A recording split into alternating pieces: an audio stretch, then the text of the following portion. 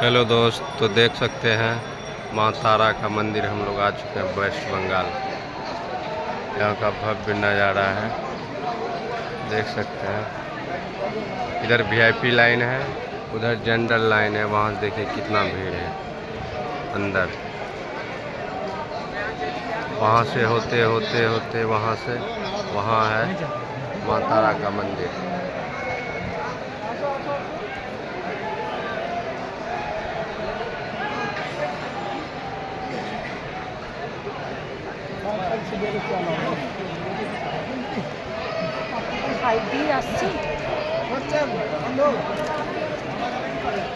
देख सकते हैं यहाँ का नज़ारा।